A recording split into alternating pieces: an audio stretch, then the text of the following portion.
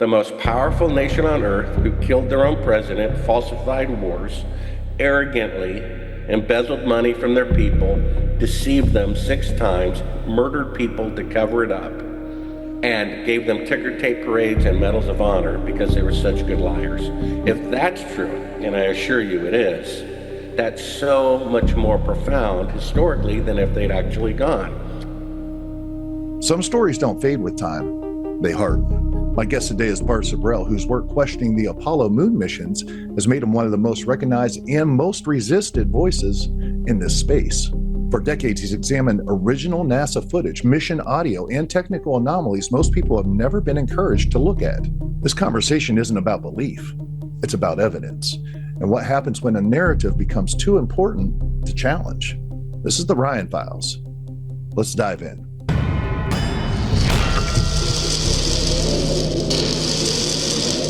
Ladies and gentlemen, thank you so much for joining me this week on the Ryan Files. Joining me today is an investigative filmmaker and author of A Funny Thing Happened on the Way to the Moon, Bart Sibrel, Sibrel. We just talked about that.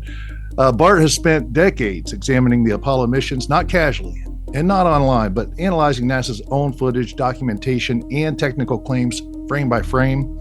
And whether people agree with his conclusions or not, he's one of the most well-known and persistent critics of the official moon landing narrative. Bart, it's great to have you on. Thank you so much for joining me this week on the Ryan Files. Sure, glad to be here. So, let's get into it. Let's go back to the beginning. I've read some stuff. I've heard some interviews where back in the day, man, you were a big proponent of, NASA, Apollo, let's go, all that. But somewhere along the line, something flipped. What was it, and what time, and all of a sudden, what made you question whether humans actually went to the moon or not? Well, in 1969, I was 4 years old. I was asleep in bed. It was past my bedtime, but my father was an officer in the Air Force, and he got a VIP package several weeks later of commemorative 9x12 color prints of the alleged first mission to the moon. He gave them to me, and that was my most cherished possession. And I put them up all in a group, I guess 4x5 pictures. And it was like a shrine to the moon landings. So if I only saw them once a day from the age of 4 to 14, that would be 3,650 times. I probably saw them 3 times a day. I remember just standing in front of them being mesmerized. So I saw them 10,000 times, believing that they were real. And then when I'm 14 years old, I watched a television program who had on as their guest, he was one of the first guests on Oprah Winfrey's show, a gentleman by the name of William Casing, who worked for Rocketdyne during the Apollo program for 6 years with second highest security clearance to von Braun. He would edit memos coming from von Braun to the Pentagon and back because English wasn't von Braun's native language, and then grammar wasn't the forte of West Point graduates in the Pentagon. And he gave the testimony. He read a memo from von Braun to the Pentagon warning them that the odds of going to the moon on the first attempt before the end of the 60s is a 1 in 10,000 chance. Wow. Virtual impossibility. You're going to kill the crew if you try. So he said what they did, like a poker player who has crap, they bluffed and they pretended like they went. Now, one of the things we have to keep in mind is around that time, we had the Kennedy assassination, and basically the people, whoever did that, were in power during the faking of the moon landing. And Robert Kennedy Jr., he has more access to the JFK files than Oliver Stone does. He says with 100% certainty, the CIA killed their own president because he was going to shut down the agency. Now, I think that's called election interference, isn't it? So a few months later, Johnson rescinded, of course, Vietnam War being shut down. He reopened it. But he said the public is against it to his defense secretary, Robert McNamara. And before he died, he wanted to make a confession, get it off his chest. He said, we went to the CIA and we said, public support is against this. And on December 6, 1941, 90% of Americans were against entering World War II. After the following day, 90% wanted to get even after Pearl Harbor. He said, we need something like Pearl Harbor to get the public motivated to join this war. So they completely falsified an attack of a North Vietnamese ship on an American ship in the Gulf of Tonkin. He said on his deathbed, it simply never happened. Congress passed a law called the Gulf of Tonkin Resolution, which killed 3 million people, including 58,220 of their own soldiers.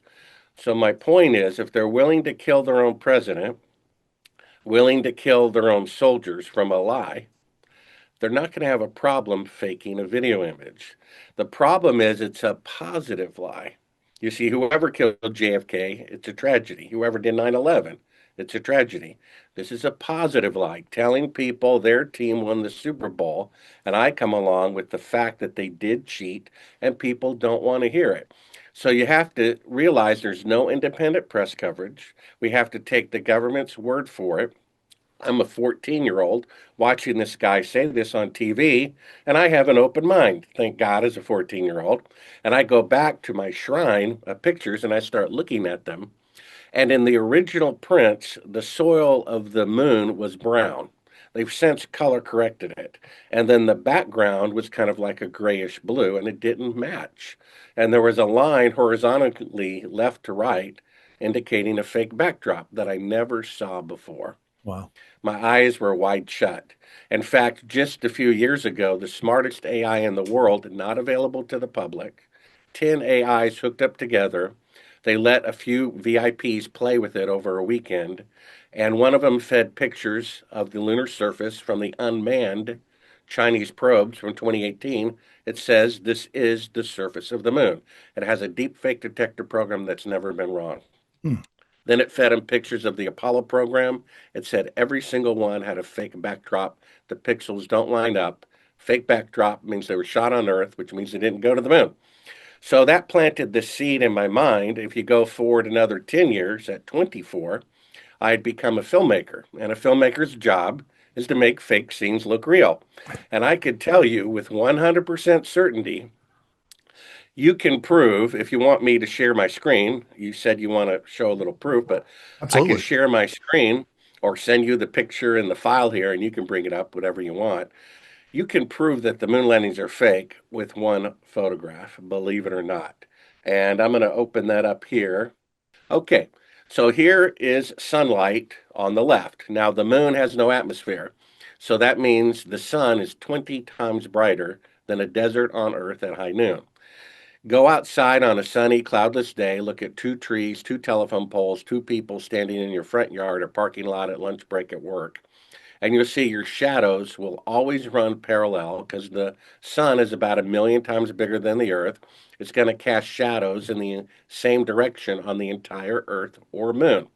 It's impossible mathematically and scientifically for shadows lit by sunlight to intersect with one another.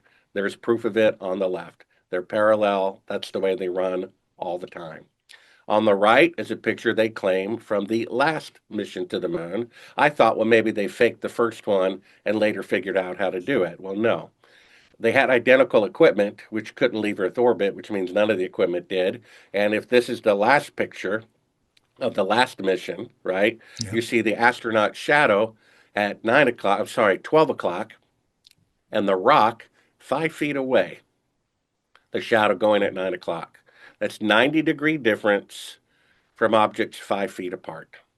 That means it's electrical light, which means they're on Earth, which means they didn't go to the moon. So there you have it. You just have concrete proof, would prove it in a court of law, that the moon missions are fake with just one picture. Been great talking to you, Ryan. Bye. Absolutely. Yeah. And it's And amazing. so, oh, Well, go it's just, ahead. yeah, it's just amazing that no one will, everybody has an excuse for this. Okay. And I know that you've heard every excuse out there. Some people say, well, yes, of course, they filmed this in a studio just as a backup, or they filmed it just because they didn't have time for photographs up there. And of course, they had to, get the public on their side for funding and millions of dollars of funding. There's all kinds of arguments about it. But even if that is the case, they really should come clean, wholly clean on that. But that's not really happening. They've said that some stuff in training and whatnot was fake, but they're just not coming clean on explaining the reality of these shadows. I've heard ridiculous things like it's moon dust on a reflective surface and that's causing these shadows. Come on, man. You still have to have the shadow from the sun. Yeah, the fact is, if they really went to the moon, they wouldn't have to fake any of it. And at the time, back in 1969, 10% of the public thought the moon missions were fake. Hmm. So the last thing you would do would be to fake the photography. Because of the AI's results a few years ago, they came out with that film, Fly Me to the Moon, that says, well, we did fake the pictures, but we still went. I mean, give me a break. If you went, you wouldn't have to fake the pictures. It's pretty simple. And they would never fake the pictures for fear that they would be accused of faking the whole thing. That'd be Right. the last thing they would do. Yeah. So I'm 24 at this point in the story, and I realize, these pictures were taken with electrical light. And I'm thinking, that's a little strange. And I'm editing as a filmmaker that day for the gentleman who produced the show I saw 10 years earlier as a 14-year-old and who made the show about Bill Casey being on it. I'm like, who was that guy in your program who said we didn't go to the moon? He puts me in touch with them. He says, Bart, you should do a movie about it. You're a filmmaker. So, Ryan, I give myself a salary out of savings for 6 months and do nothing but research whether they went to the moon or not. I find out the Soviets had launched the first satellite, the first animal, the first man, the first woman, the first spacewalk, the first crew of three, the first of two spacecrafts at the same time. For every 10 hours the U.S. spent in space, they spent 50 hours. They were so much farther ahead than we were and never even claimed to have left Earth orbit. And here we are 55 years later, and they still haven't left Earth orbit yet. And then you look at the behavior of the astronauts. The most famous people on Earth would be the three people who went to the moon for the first time, and two of the three refused to give interviews. They don't want to talk about it. And then you look at their expressions on their faces, which you can see at Sibrel.com and my movie on the homepage, A Funny Thing Happened on the Way to the Moon. They look like they're at their mother's funeral, for the entire press conference, like they're lying and wish they wouldn't. That's exactly what it looks like. Many of us and many other people in many places have speculated on the meaning of this first landing on another body in space. Would each of you give us your estimate of what is the meaning of this to all of us?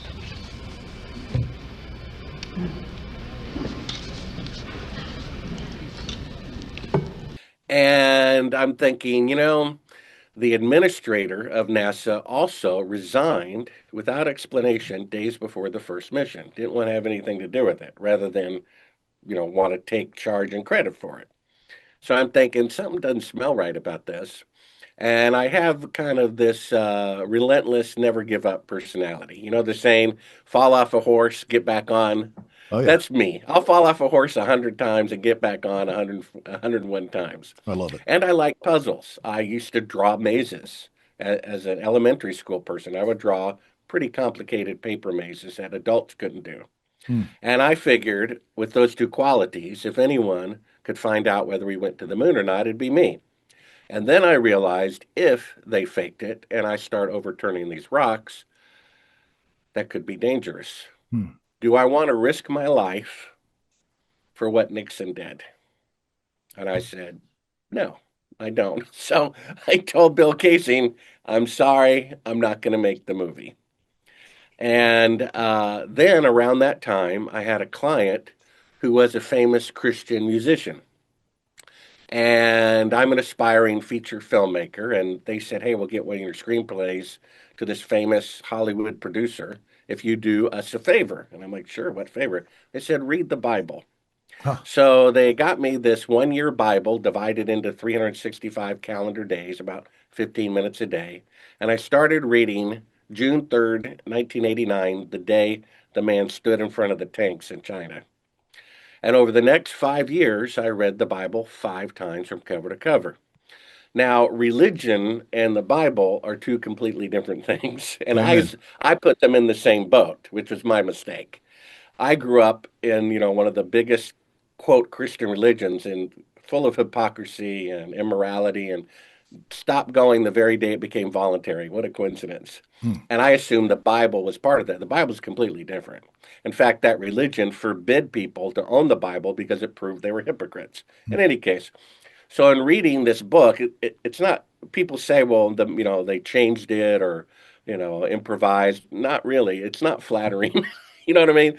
Every hero in the Bible, in fact, the greatest hero in the Bible is a murderer and an adulterer. Yeah. So I think they would probably clean that up if they were really, changing anything.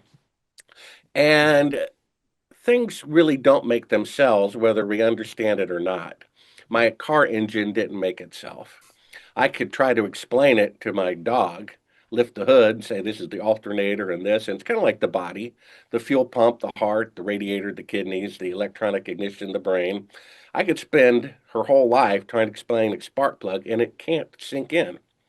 Humans cannot comprehend an eternal being, but we arrogantly say, well, then if we can't comprehend it, it must not be true. Hmm. Well, my dog can't comprehend that that automobile was made with great foresight and detail, but it's still true. Right. Evolution says a lower form of life made a higher form of life. So, how could something without a brain design a brain? And then the Bible says there's a judgment to come. The Bible says God has put eternity in the hearts of men. And so, this understanding of a judgment is kind of just intrinsic in our nature, in our spirit. We can feel it.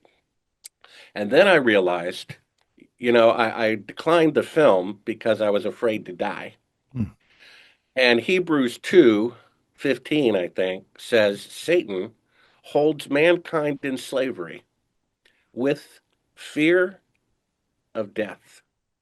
Why did all these people, billions of people recently, took a medicine for an illness they didn't even have? I'm going to take an aspirin just to prevent a headache. I'm going to get chemotherapy to prevent cancer. Why? Fear of death. And I realized I'm going to die anyway. And if they fake the moon landing, that's more significant historically than if they had actually gone. Do you see that? Either they planted the flag, came back, boy, that was a close one, or the most powerful nation on earth who killed their own president, falsified wars, arrogantly embezzled money from their people, deceived them 6 times, murdered people to cover it up, and gave them ticker tape parades and medals of honor because they were such good liars. Hmm. If that's true, and I assure you it is, that's so much more profound historically than if they'd actually gone. When I realized that, Ryan, I said, this is worth dying for. I'm going to die anyway. So I might as well die for a just cause. And a few days after that decision, serendipity put me in touch with a millionaire who builds rockets for NASA, who knows the moon landings are fake, who gave me $1 million to produce my film. A funny thing happened on the way to the moon, which is on the homepage of Sibrel.com. I meticulously researched that. It's I think a 45-minute film. Just to edit the movie, I spent 4,000 hours. That's 40 hours a week for 2 years, just for the editing. The writing, I must have done 30 drafts of the script.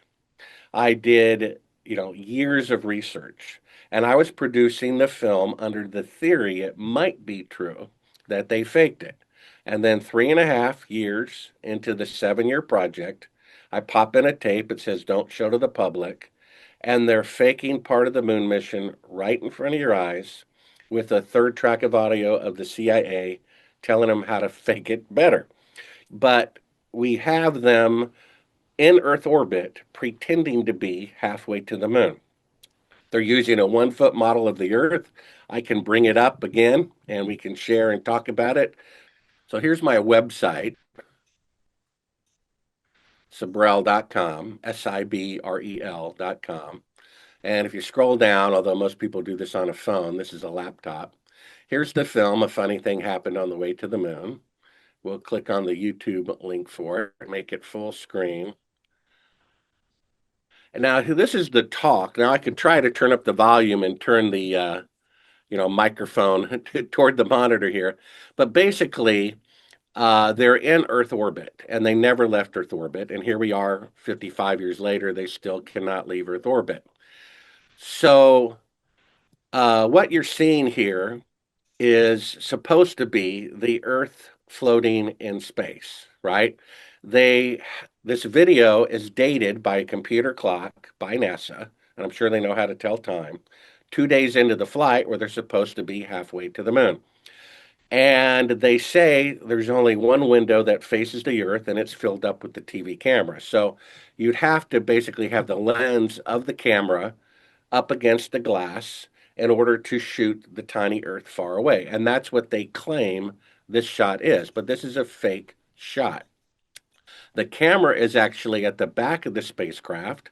They've turned out all the lights, all of which they talk about because we have the unedited version. That's why it says do not show to the public at the beginning of the reel. This is actually the circular window of the spacecraft, outside of which it's filled with the Earth in low orbit. But with the camera at the back of the spacecraft and the lights off, it looks like the Earth floating in space, and it gives the effect that they're halfway to the moon. We'll show later when the lights come up and it's really the window. At the beginning here, and I'm going to try to turn up the volume and turn the mic. I don't know if you'll be able to hear it or not, but you're going to hear NASA say Goldstone says the TV picture looks great because NASA is not even receiving live pictures. They're going to a special CIA location where they're previewed first. And after they say the TV picture looks great, there's dead air for 1 second, dead air for 2 seconds, dead air for 3 seconds, dead air for 4 seconds. And then you hear a third party that's not NASA and not the astronauts because they have kind of a walkie talkie EQ. This is somebody right on top of a microphone who says, talk. Because if they're really halfway to the moon, it would take about 2 seconds for the radio signal to go out and 2 seconds for it to come back. But they're actually still in Earth orbit where conversations would be instantaneously back and forth. So they're faking a 4 second radio delay. And as you'll hear, NASA says the TV picture looks great. There's 4 seconds of dead air. You'll hear talk, and then Neil Armstrong will start speaking. Let's see if you can hear it over here. Hello, Apollo 11. Houston, Goldstone says that the TV looks great. Over.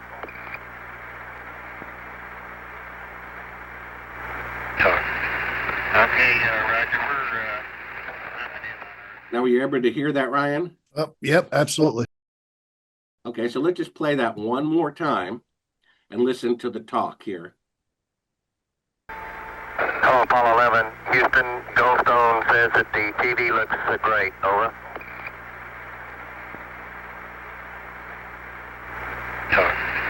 Okay, Roger.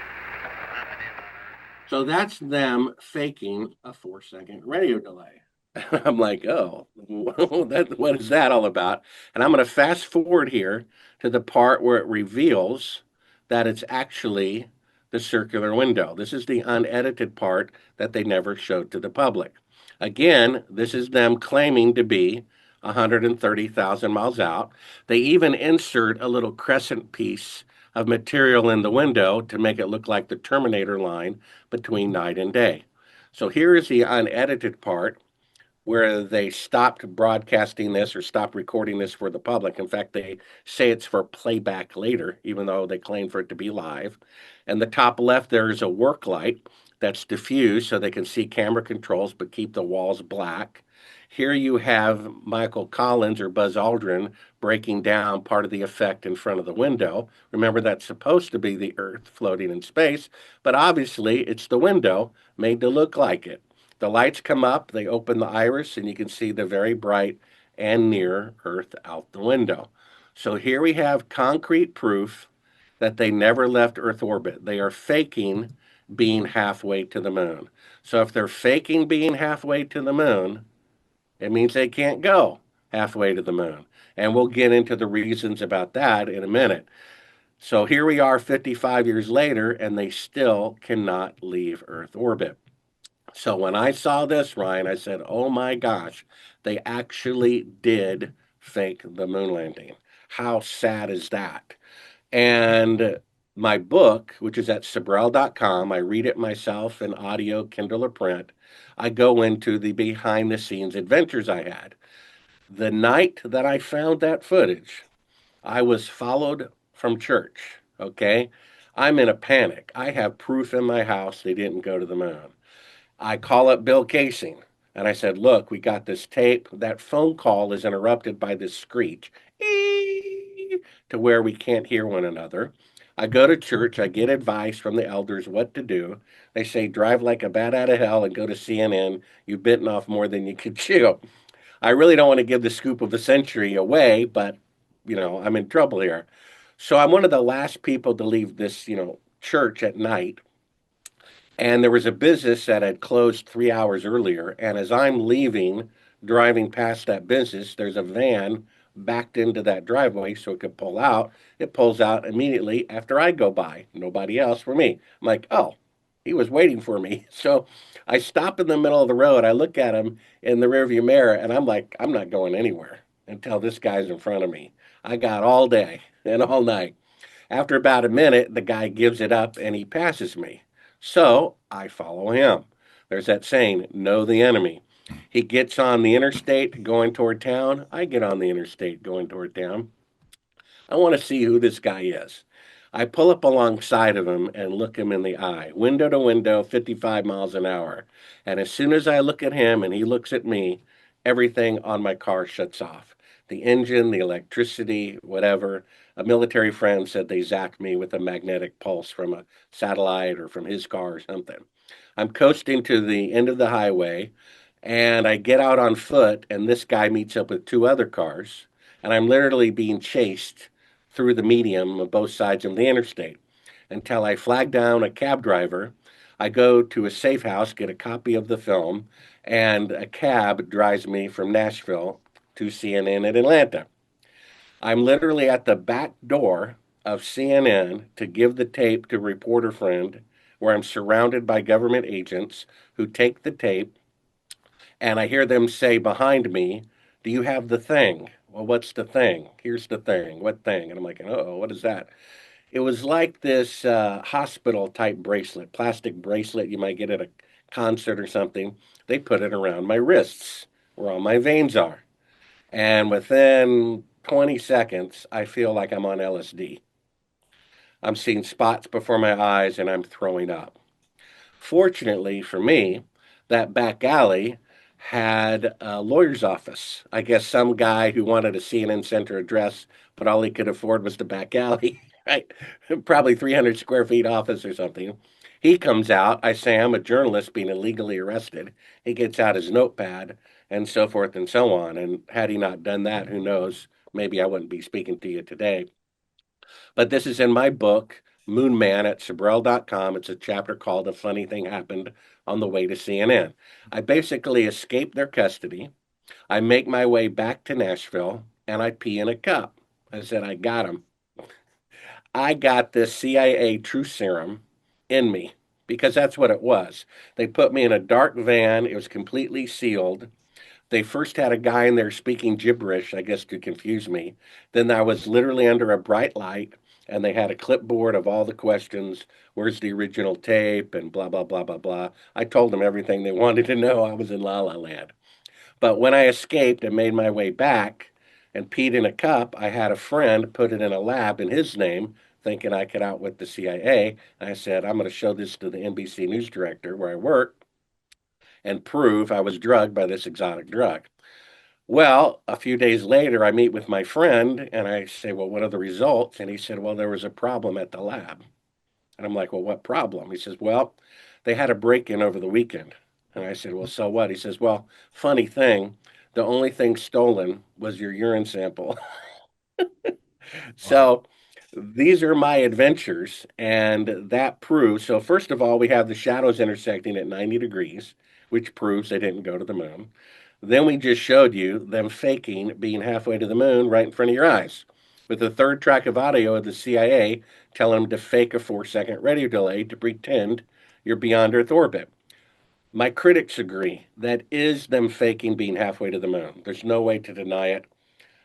And I'm like, okay, then if you really went, why would you be faking any of it? And if you're faking being halfway, it's because you cannot go halfway. You can't leave Earth orbit. And here we are, 55 years later, and they have mannequins orbiting the moon instead of people because they still haven't figured out how to leave Earth orbit. There's not enough fuel for one, radiation protection, and so forth, which we can get into. And so this is my, wacky adventures about this, finding this footage. And then you have the third proof, you could say, is the logic. If today, with 5 decades better technology, the farthest they can send an astronaut into space is only 1,000th the distance to the moon. So what they're really claiming is back in 1969, with all of NASA's computers being 1 millionth of that of a cell phone, they sent astronauts 1,000 times farther than they can do with 5 decades better technology. That's like saying Lindbergh flew across the Atlantic in 1927, 3,000 miles, and 55 years later in 1982, not a single airplane anywhere in the world from any country can fly over the Atlantic, and the best airplane in 1982 can only fly 3 miles. It's never happened in the history of the world where a scientific breakthrough, like breaking the sound barrier, splitting the atom, that no one could repeat it 55 years later. Because just 10 years after the first atomic bombs were 1,000 times more powerful. So if you could go to the moon on the first attempt with 1 millionth the computing power of a cell phone, we would have been on Mars 10 years later. We'd be in another solar system by now, and there'd be bases all over the moon. I mean, come on. And if that's not enough proof, we have an eyewitness, and I can share my screen one more time just so you can see this guy's face, uh, who saw them film it at his Air Force base. So this is Cyrus Eugene Akers. He was the chief of security at Cannon Air Force Base. Now, every branch of the military has its intelligence division. The Army has it, the Navy has it, and the Air Force has it. The intelligence headquarters of the United States Air Force is at Cannon Air Force Base in Clovis, New Mexico, and this guy was the chief of security there, and that's where they filmed Apollo 11. He said so as he was dying. As this man was dying, the first thing he said was, I have to confess, I'm a murderer. I killed somebody. His son, who I confirmed all these details with, was there at the deathbed confession. He said he killed a coworker at Cannon Air Force Base in 1968. So the son brought in the military police to give the victim's family closure. He was there during the interrogation. They asked him who he killed and when he killed them, and then they asked him why. And he said, "Well, we both eyewitnessed them filming the moon landing on a fake lunar set inside of an airplane hangar, and my friend thought it was morally wrong. He was going to tell the public, and I killed him to keep it a secret." And that's an eyewitness, deathbed confession. So we really have 4 times the proof. We have an eyewitness, and a courtroom considers a deathbed confession twice as powerful as a regular eyewitness testimony. We have the shadows intersecting at 90 degrees. We have them faking part of the moon mission right in front of your eyes. And then we have, I'm trying to find the stop button, and then we have the logic that you can't have better technology in the past and in the future. They also destroyed all the technology. Here's the guy's image here, Cyrus Eugene Akers, who confessed that he killed somebody to cover up the moon landing fraud. He stood beside President Johnson and he said the moon landing was filmed June 1st, 2nd, and 3rd of 1968. President Johnson was there for the first day of filming, and he gave this gentleman a list of 15 VIPs who are allowed to enter to observe the fake moon landing being filmed. Buzz Aldrin is on the list, and Neil Armstrong is on the list. They weren't even in the spacesuits. And the flight director was there, James Van Allen was there, and many future NASA administrators were there. They were in on the secret. They were already planned in the future to be NASA administrators in order to keep the secret. Then there were CIA people there, NSA people there, and there was even one science fiction consultant called Robert Emenegger was on the list as well. So there's the, 4 times the evidence you need to prove that the moon landings are fake. And if it weren't for it being a positive lie that people have literally made a god out of. I've said it before, I'll say it again. There's a college professor I asked. He teaches aerospace in one of America's most prestigious universities. And he said if Neil Armstrong went on national TV and confessed that the moon missions were fake, he would still think he walked on the moon anyway. He will not recant the glorious moon landings. I did the show podcast, I don't know, last year sometime in the spring, and the guy brings up this debunking video, which I've never seen a single debunking video because I debunked myself. I used to worship the moon landings. Then I wondered, well, maybe they were faked, and now I know for certain they were. Only the truth would cause that conversion. He brings up this debunking video that came out after I did the Joe Rogan interview. The guy opens up with the video. I do not do debunking videos, but I'm doing this one because it made me mad. Okay, the video, I'm looking at the lower right hand corner. It's 2.5 hours long, Ryan. 2.5 hours long. And I'm thinking, okay, so if they went to the moon, the amount of proof that I have to the contrary is zero. So how long should the debunking video be? 0 minutes and 0 seconds. Why is it 2.5 hours long to beat down back into the ground the truth that they did fake it point by point? I don't know if OJ was guilty or not. His own lawyer said afterwards he was guilty, but they had an answer for every piece of evidence. No matter how condemning the proof was, they had some excuse why it wasn't condemning proof after all. I'm sorry. I wish the moon landings were real. Our world would be a better place, but it just shows you the fallen nature of mankind and our government. I mean, come on. They killed their president. They faked the beginning of a war. Even Wikipedia says the Kennedy's Pentagon suggested they killed 200 Americans at random and blame it on Cuba to start a war with Cuba. They're willing to kill their own people. They're not going to have a problem faking a video image to embezzle money and to pacify Vietnam War protesters with something patriotic to cheer about. And it's never happened in the history of the world that a milestone breakthrough flying across the Atlantic, splitting the atom, breaking the sound barrier that no one could do 50 years later. And it's never happened that a breakthrough technology was intentionally destroyed. One of the clips at Sibrel.com is NASA's own astronaut saying they intentionally destroyed all the moon landing technology, which you would never do if you went, but that's exactly what you would do if you perpetrated a fraud to cover up your tracks. The original videotapes intentionally destroyed. The telemetry where the rocket really was intentionally destroyed. All the hardware schematics, which could prove they didn't have enough fuel to leave Earth orbit, which they didn't. They didn't have the radiation protection. They didn't have the battery power and the lunar module to, combat 250 degrees. All of that proof they intentionally destroyed, which you would never do if you went, but that's exactly what you would do if you perpetrated a fraud. And until these people are caught, it's gonna, get worse. And it would be one thing if they faked the moon landing and didn't kill anybody. But in my book, I reveal interviews that I was asked not to put in my movie until these people were deceased, including an interview with the widow of the man who was going to be the first man to walk on the moon, who said he was murdered by the CIA for not cooperating with fraud in the Apollo program. She said it, not me. So not only is the government faking moon landings that we're paying for, we're also paying for the salaries of CIA agents who are murdering people who try to expose it. Because that man's son, the picture you saw, I'm confirming these details before I publish my book. And just for talking to me a few days later, he is met by government agents, this is about 4 years ago, who threatened to kill him and his family if he ever talks to me ever again.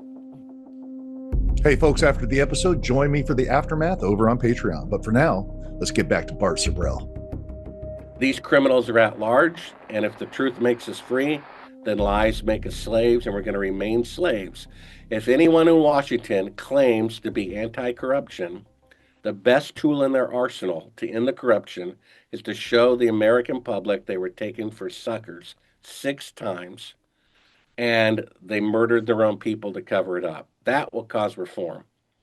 You can't be too embarrassed about what they did. You got to love the truth at all costs. Amen. This is fascinating, man. And the thing that we're here today. Okay, we're here today, and just like every little lie you've ever told in your life, man, you end up having to lie more to cover it up, and cover up that lie, and then cover up that lie, and you see it going on. But it's so fascinating. I saw a year or so ago a video from NASA. It was supposed to be probably for kids, like maybe a classroom thing, um, where they're talking very plainly, like, well, our biggest issue in getting back to the moon, or going, not getting back, our biggest issue in going to the moon is how do we get through the Van Allen radiation belts? And I'm just thinking, like, well, allegedly you already have 12 times, six there and six back. Um, why is this such a big deal today? Why is this such a big impossibility today? And it's almost as if, you know, they think we're stupid, and we took a hook, line, and sinker. We don't even have to talk about the past. Now we've got this issue, the Van Allen radiation belts. We don't have to talk about how we did it back then. And all the evidence is gone. We don't know how we did it. Are you kidding me? Like, computers alone have grown to the point where you would think that if it was possible, we would be doing it, right? I mean, it's just, this evidence is so flimsy. That's the thing that bothers me so much. It's really not even debatable whenever you start laying out the evidence that you laid out. Yeah, that's what one person who saw the Rogan interview said. He said he assumed the moon landings are real. After the interview, he realized they weren't. And after reading the book, it simply confirmed it all the more that they did indeed falsify it. My book is interactive with, I think, about 17 video links, which you can see for free at Sibrel.com. And I basically write a chapter and say, go to link one, another chapter, link two. And one of those links is NASA's own engineer saying the technology to go to the moon has not been invented yet. He's talking about a field of radiation that most people don't even know exists that starts 1,000 miles above the Earth. The space station where most people orbit is only 250 miles above the Earth, or 750 miles below the radiation field. Pick a city that's 250 miles away, make it vertical, and that's as high as they go. That's considered outer space, 250 miles. The Van Allen radiation belt starts at 1,000 miles. It's 30,000 miles thick, and you'd have to go through it to the moon and through it again back to Earth. We have a clip. You can show it if you want the audio, or I can turn the microphone back to it. And he says we must solve these radiation challenges before we send people through this region of space. Okay, so that's two things.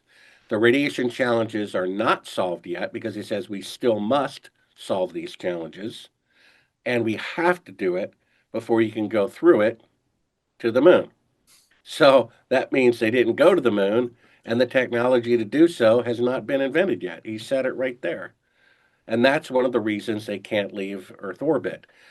Elon Musk just published an article, or someone published it, about his rocket, which is 3 stories taller than the Apollo moon rocket, and with boosters on the side can carry twice as much fuel. He said with carrying twice as much fuel, it will take at least 15 trips, or 30 times the fuel of the Apollo rocket, in order to have enough fuel to go to the moon and come back. They didn't have enough fuel, they didn't have radiation protection, and they certainly didn't have enough electrical power in the LM to keep it at a cool 72 degrees against 250 degrees. Just in the guy's backpack, they're claiming that in that little backpack, which had to have cooling, radio, bathroom, filterization, and all that stuff, that it had 8 hours of oxygen in there. Now, I know for an hour of scuba diving, it takes 2 tanks.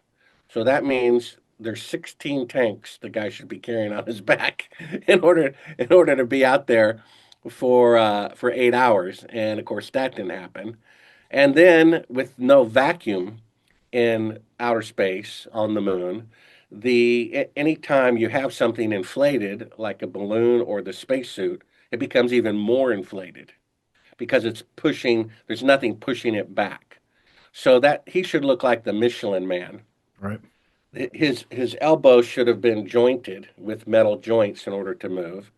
And yet, in the picture, the most famous picture, Buzz Aldrin allegedly on the moon, his suit is full of wrinkles. How can you have wrinkles in a balloon? You Hmm. see, because with a vacuum, that means every part of that spacesuit would have been pushing out with the air. There would be not a single wrinkle in it. The thing's not even pressurized. Eyes wide shut. The proof is right there in the picture. So this is the sad state of affairs that we have. And until the truth comes out, mankind is doomed, and so is America doomed. The people are doomed. It's like having cancer and not telling the public or ignoring the fact. Yeah. People have to love what is right. They have to love what God thinks more than what man thinks. It would be an embarrassment to tell the truth about it, but it would also be refreshing, and it would promote healing. It would promote, reforming of the federal government, maybe with different rules. My last chapter of the book is what to do about this mess, which suggests some rule changes in the Constitution, like having Congress chosen by lottery, which is Hmm. how they choose a jury, which can decide life or death. So I think you can choose people by lottery to decide whether a ketchup bottle has a label on it that says contain GMOs, which the president vetoed, even though 90% of Americans wanted GMO labeling. One person decided against it. Hmm. I don't think that's a democracy, is it? Yeah. Did Congress and the Senate vote to fake the moon landing? No, somebody did it anyway. So we don't have a democracy at all. We have a system of a bunch of lies, and the best way to keep slaves is to tell them they're free, right? Hmm. Yeah. To trick them into thinking they're free. Yeah. It's amazing. There's I look at my folks, for example, who are alive and well during this, and watched on television and whatnot. Um, I think that they would be hard pressed to, they might even go down the rabbit hole of saying, well, there's some weird stuff, but I think they would be hard pressed to make a mental jump to this was a lie. Do you run into that? I'm sure that you have to run into that all the time. Like people just, it's almost like they're not built to think on their own and just accept what's there and make that mental jump. Because once you find yourself in a position to be able to make that mental jump, the whole world starts, uh, your eyes start opening, I guess, to a lot of different things. Well, the number one reason I hear why the moon missions must be real is that the government wouldn't lie about such an important thing. Yeah. You know, I was trying to find you the link here. Again, I can play the audio, or if you can play it from your end, we can show like 3 minutes. I think I have a link here of the son giving his testimony. One of the reasons people say it must be true is you can't keep a secret from the hundreds of thousands of people involved. But Right. they pad that number with, every contractor and subcontractor, secretaries, office supply people, food vendors, and everything. The fact is, Bank of America has 400,000 bank tellers. But does a bank teller know about the level of corruption to the degree that the CEO knows? The bank tellers are clueless. Right. They're not going to tell the guy making, the glove or the door handle or the boot, hey, we're really not going to the moon. Do you really think they're stupid? Right. The fact is, Eugene Krantz said that someone in the command center cannot tell a difference between a real flight and a quote simulated flight. They're just a bunch of numbers going by on a screen. So if someone in the command center can't tell the difference, then we can't tell the difference. And the idea that China or Russia would blurt it out, that's superficial and an assumption. A better use of the information would be to blackmail the United States. And I know someone who works in the Chinese Space Agency, and that's what they're doing. He told me everybody there knows the moon missions are fake. NASA was forbidden to sell space technology to China by Congress, and they're giving it to them anyway in exchange for not blowing the whistle about the Apollo lie.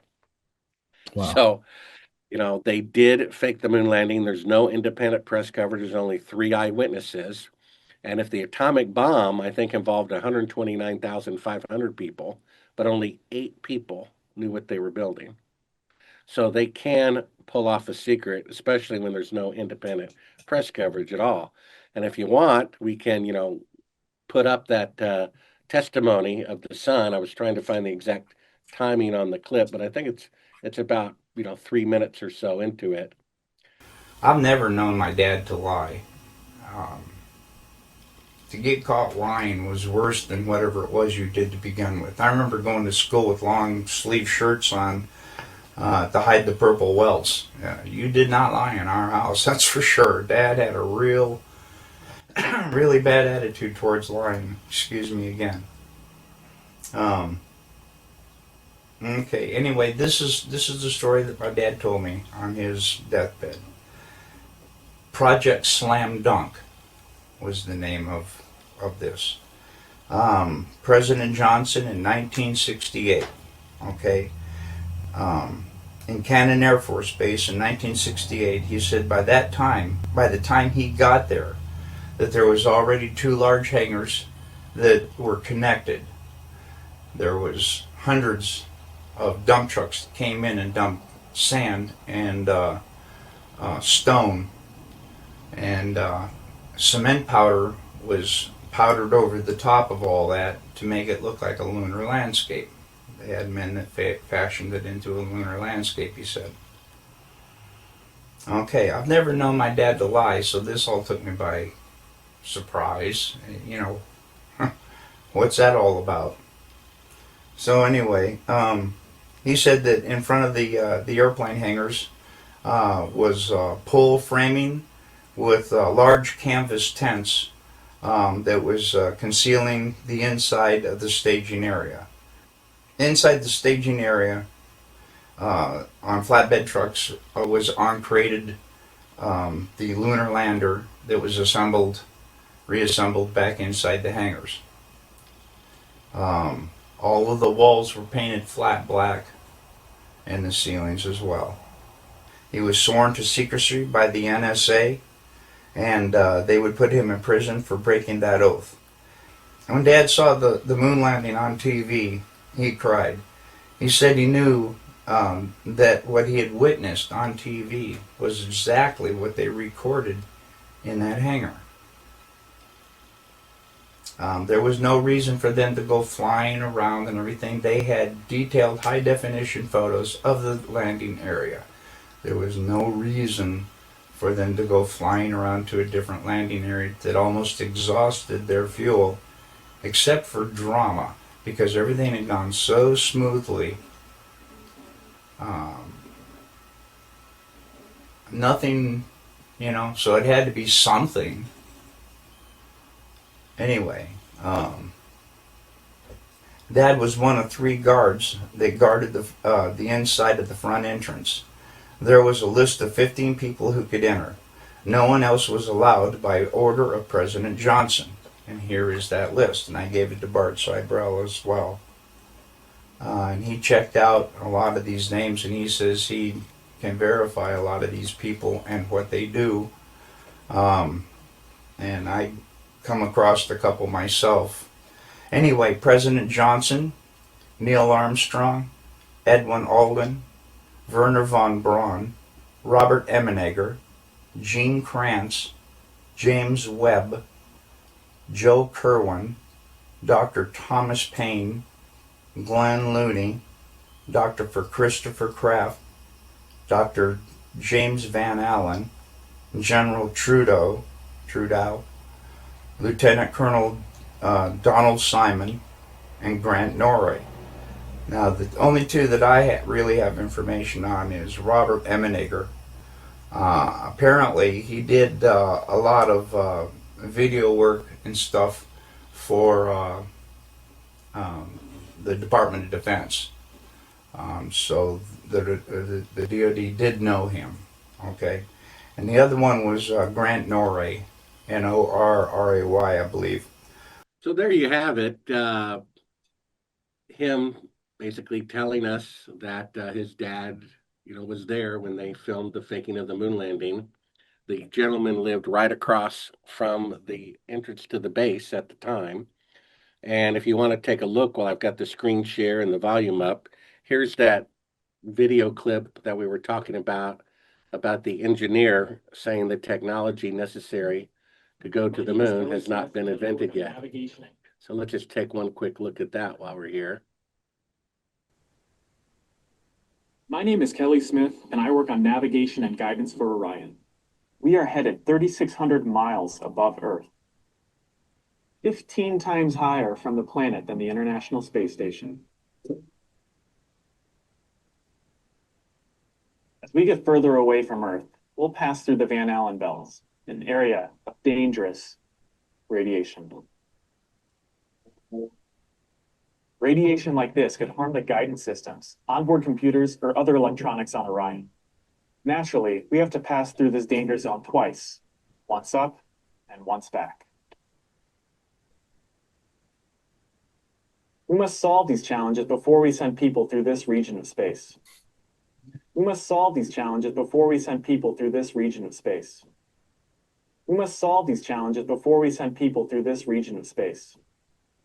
So there you have it. You must solve these challenges before we send people through this region of space, which means the technology to survive the radiation has not been invented yet, and it has to be before you can go through it to the moon.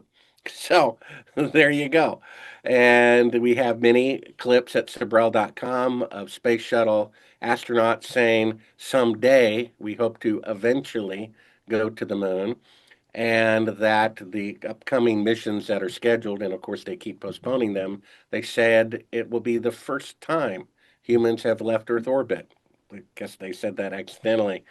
So there you go. It's kind of an embarrassment that the government faked the moon landing. And if the truth comes out, maybe everything would unravel like a finger out of the dike. But if you have cancer or you have a gangrene limb, you have to cut it off, because if you don't, the whole body's going to die. Cutting it off is messy, painful, and takes recovery. But the alternative is worse. So we need somebody who's courageous. Our founding fathers and mothers, I think it was 1772, they called it a massacre when the British killed 5 people, a massacre in Yeah. Boston. Yep. And, it might have been the Americans' fault equally. We don't even really know. But at that point, they said, that's it. That's it. That's all we're going to put up with. We're willing to risk our lives, our families, our properties, our children, because what they're doing is wrong. Our country was founded by the Declaration of Independence that says when any government becomes destructive of life, liberty, and the pursuit of happiness, it is the right of the people to alter or abolish it. We have the right to form a new federal government. It's not sedition. It's not civil war. The first document gives us permission. If the government becomes destructive of life, liberty, and the pursuit of happiness. Well, according to Betty Grissom, her husband was murdered by the CIA for not cooperating with the Apollo fraud. She said it, not me. So they're murdering their own people. They're destructive of life. And then liberty. I think the Constitution applies whether it's raining or sunny. I would think the Constitution applies whether it's flu season or not flu season. So during this little thing last few years, the Constitution says that the government will not establish or prohibit the free exercise of religion. They actually closed churches, and they forbid people to have a wedding reception. Yep. So if one group of people is telling another group of people when they can go to church and when they can have their wedding reception, then one group is masters and the other group are slaves. And then they had the arrogance to say, okay, now you can go to church, but you can't sing. Now you can have your wedding reception, but you can't dance. One group of people can tell another group of people that they can and cannot sing at church. That's slavery. We're being told the exact opposite of the truth all the time. There's a country, Ryan, they probably have no shoes and have dirt floors and they have to go to the bathroom outside, that, believe it or not, 70% of the population is sick all the time. Obviously, they have the worst health care in the world. Oh, wait a minute. 70% of Americans are taking prescription medicine. Hmm. That means 70% of Americans are sick all the time. I thought we had the best health care in the world. We have the worst health care in the world, and we're told the exact opposite. Even NBC News says if you remove heart disease and cancer, the number one cause of death is medical malpractice. Wow. That kills 5 million people every 10 years. Plus, 70% of the population is sick. They're taking medicine every day of their entire lives. And we're told we have the best health care when we have the worst. We're told we went to the moon when we didn't. They provide us a 1,000-page document that says Oswald killed Kennedy. And yet, according to the Zapruder film, the bullet came from the front because the guy's head goes backwards. And yet, one of the clips of my book is Dan Rather, 2 days after the assassination, saying the Zapruder film is too horrific to show. Let me describe it for you, and trust me. And we synchronize it with the Zapruder film. And he says the third fatal shot, Kennedy's head goes violently forward, when in fact it goes violently backward. The evening news in the 60s, when they faked the moon landing, said the exact opposite of the truth right in front of your eyes about the most important event in American history at the time. Same with the moon landing. And there weren't 200 eyewitnesses on the moon either. You see? And they still got away with killing their own president.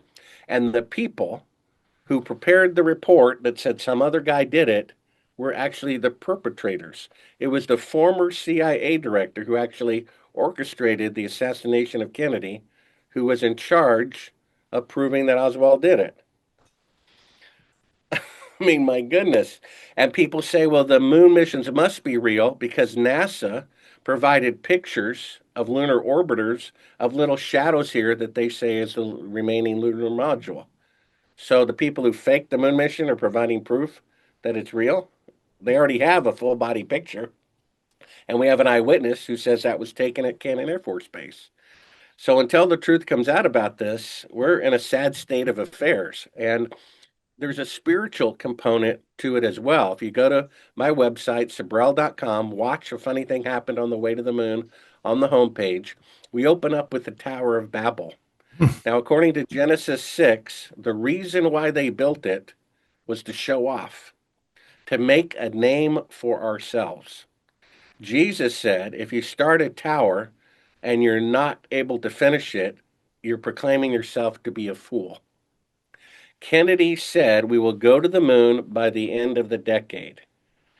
If they didn't do it, they would be a fool before the world. So pride was the reason why they faked it.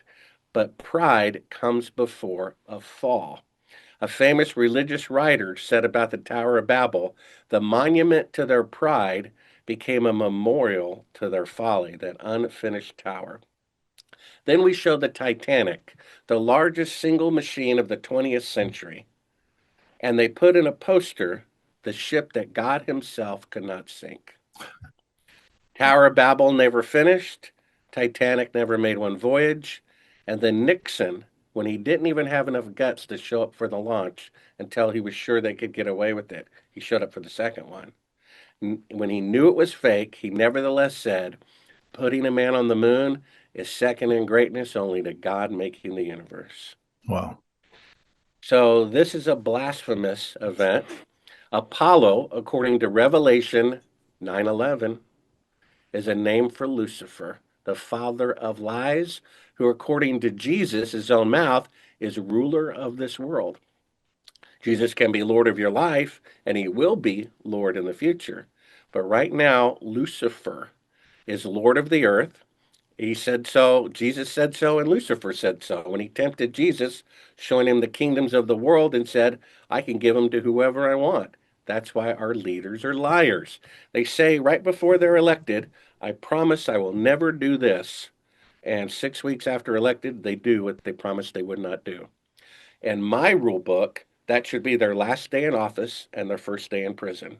If we had laws like that, you see, politicians wouldn't lie. If our electoral officials were chosen by lottery, and then those people from that lottery group nominated 5 candidates for president that the public would vote on, then it would get rid of so much corruption. And then if electricity can go down a wire left to right, why not right to left? Because trickle down economics is giving tax breaks to the billionaires so they can hire more butlers. And that's why it helps the butler community. Well, why not do it in reverse? If there's an economic collapse, instead of giving banks billions of dollars, why not give every American $20,000? Would be the same amount. They'll go out and they'll buy washers and dryers and cars and TVs, and it will trickle up to the rich people. Why is it that the people in the District of Columbia can tell the governor of California what they can and can't do? Why is it that the governor can tell the mayor of LA, where they don't even live, what they can and cannot do? And why is it the mayor of LA can tell a resident association who wants to have either open carry or ban guns what they can and can't do in their own subdivision where the mayor doesn't even live? And why is it that the resident association can tell a landowner they cannot plant a garden in their front yard because it's not aesthetically pleasing?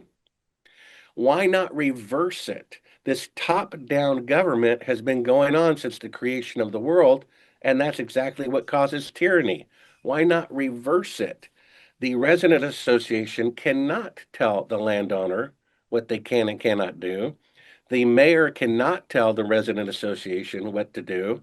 The governor cannot tell the mayor what to do, and the president cannot tell the governor what to do. Why not try it that way and see what happens, right? That would be one. And then the media is completely complicit on the lies. So I suggest that the government fund a nonprofit media group where people are chosen, reporters are chosen by lottery, that there's no more corporate news. It's only done as a public service by volunteers who are nominated. And if you own a TV radio station, you're required to provide 1 hour of broadcast news every day, or you don't get a license. And those people, you have to provide their equipment, their cameras, their microphones, their satellite transmissions, and then they come in and they have control over the news, not you. Yeah. That would let's give that a try for a while, because the other way has led to people faking moon landings, right? Yeah. Yeah. I listen, I don't I love the world that you have laid out there, and I would certainly roll the dice on that and say, yeah, let's do that. Will that ever happen? Not being negative Nancy, but I mean, I think we both know the answer to that, and perhaps you're right, Bart. Perhaps it's just as simple as, we got to tear the Band-Aid off of this thing and come to grips with the truth, and only that is going to set you free. And it just feels like, like I said before, one lie leads to another, leads to another, leads to another. One bad act leads to another, leads to another. And this isn't just the only thing, the moon landings or even the Kennedy assassination or any of this. I think that there's, multiple stories that we don't even know about, that we're not even aware of. But you're absolutely right in that there's a problem and it needs to be fixed. Can it be fixed? I oftentimes have my doubts, but why is anything redacted? It's like the FDA is supposed to be running tests on various things. We're paying their salaries, we're paying for their buildings. Then they do tests on, let's say, virus medicine, and the results, 90% of it is redacted. Yeah. But we paid for that. Yeah. You see, shouldn't there be rules that none of that should be redacted? We paid for a study, and they're withholding the information from us because it makes the companies that sell the medicine look bad. Yeah. You see? Yeah. And I mean, how is that legal? Right. And somehow they're doing it. Are we that stupid too? It's like we feel like they think that we're that stupid. We don't need to know. You don't need to know. And man, whenever you start treating someone, you ever, get treated like that beside the government or a boss or an employee, have you treated them right? Like there's moments in time where they honestly think we're stupid. I mean, that's a bottom line. And to a degree, about some of us are right. They're right. They're just gonna shovel it out there and everyone's just gonna eat it up, and Yeah, it's unfortunate with the news and everything. It's one big engine, man, and you're standing in the middle of it, and I love it. I appreciate everything that you're doing. This has been eye opening. As much as I've read about you and watched you, um, the simplicity with which you lay this out is brilliant. I can't thank you enough, man. It's awesome. Well, we live in a world where they did fake the moon landing, and until that is acknowledged, those criminals are at large. Yeah. And the only way to correct a lie is to tell the truth about it. And if not, the criminals are winning. Yeah. So we have to love what is right. We have to be willing to die for it. Remember, I turned down the project originally for fear that it might be dangerous, that I could get killed. And who knew I would one day be chased down the interstate at night with a tape that proves the moon landings are fake. But that happened. Yeah. So we have to realize we're going to die anyway. There is a judgment to come. And even if there wasn't, do we want to be remembered in secular history as a coward? You know, the last chapter of Revelation reminds people what type of unrepentant sins will forbid you from entering eternal life: immorality, drunkenness, lying, stealing. But the first one is the cowardly will not enter the kingdom of heaven. The cowardly, afraid to die. We have to be willing to die for what is right. And it seems like so few people are willing to do that. So many people are just protecting what they have, which they're going to lose anyway. So you might as well die for a good cause. Amen, brother. I appreciate you and I appreciate your heart. Obviously, Sibrel, .com is kind of like the go-to place. Is there any other things out there that you want people to know about, how they can reach you, how they can learn more? It seems like you pretty much got everything buckled up really nice there at Sibrel.com. Yeah, I have a book that just came out, not only about the moon landing fraud, which again, I read myself in audio, Kindle or print. There's a book I just finished about aliens. What are aliens, UFOs, and how a rogue planet may come by in the near future, and it may be used as misdirection for alien appearance. And then if you have any kids, I've just written the first conspiracy book for children about the moon people faking a trip to Earth under the direction of Dr. Von Wrong. Oh, that's awesome. That's at Sibrel.com as well. That's awesome. I'm going to have to get that for some of my nieces and nephews, maybe. That's awesome. I love the way your mind works, man. I really do. I appreciate you so much. This has been absolutely fascinating, and just can't thank you enough, Bart. Thank you so much. Well, thank you, Ryan. God bless and take care. Ladies and gentlemen, the one and only Bart Sibrel, thank you so much. You keep on doing what you're doing, man. You're making a difference. You really are. Even if it's one person at a time and one idiot podcaster, you're making a difference. Thank you. Sure.